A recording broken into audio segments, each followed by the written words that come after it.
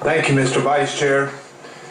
I think everybody up here would tell you the reason we run for office, despite what the cynicism is we do this because we want to help people. And we want to help people. If you think about it, what's the best way we can do is to help the 19 million Floridians is we help them with their health. And to me, this is an absolute no-brainer because when you get over all the garbage, if you look at what the facts are, this is a no-brainer. This is one of the great stories that have been fed to the United States, and if we go to the facts and not the myths, we don't have much of a decision to be made. The DEA 10 years ago looked at that, and their very own administrative judge, Francis Young, said the evidence clearly establishes and shows that marijuana is capable of relieving distress and for a great number of people can get rid of disease.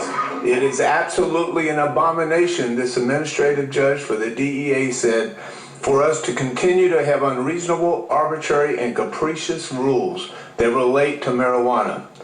And despite that, we still have the FDA and the feds fighting it. And now, although we now have the AMA and the American College of Physicians that have now asked that we have further studies as to the medical efficiency and efficacy of cannabis. Most of us don't remember what the history, although I grew up in the 70s, so supposedly I was around with this. I apparently missed most of this part of that decade. 1937, it was actually a drug that was manufactured by Bristol Myers Squibb, Eli Lilly. The AMA fought the federal government in regulating cannabis. It was in 1970 that it became a Schedule I drug, but if you read the National Institute of Health actual letter that made it a Schedule I, the letter it says, quote unquote, the evidence is void of any harm. I said, that can't be right. It has to be a misspelled word or the grammar's wrong, but it actually says there's no evidence of any harm. The other thing that particular letter said was that it had no therapeutic value.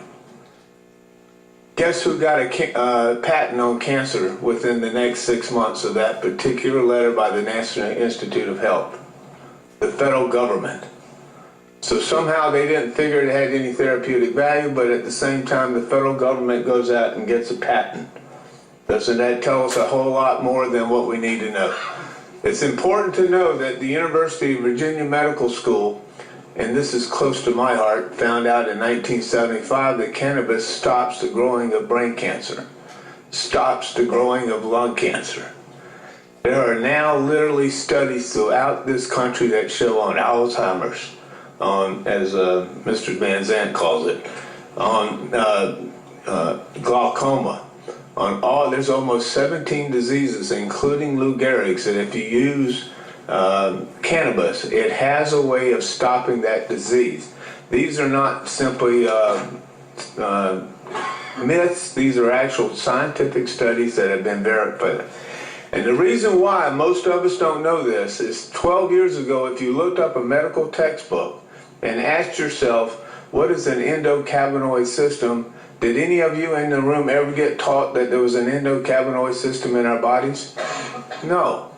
That was because it wasn't until 12, 14 years ago that somebody finally figured it out. And that's why cannabis actually works in our system. And it's why what we have now found out in this country and through medical science is that's why if you use cannabis in the correct way, we can actually heal diseases. And so then you get the stuff, and I have the highest respect for Representative Harrell, where we need to do some things right, and I agree with her, we need to work on the bill to fix some of those, and it would be an abomination not to let those issues stop our progress, and we'll solve those problems. But the FDA was on the Wall Street Journal about how, once again, a drug that's curing people in Europe, the FDA won't do anything about.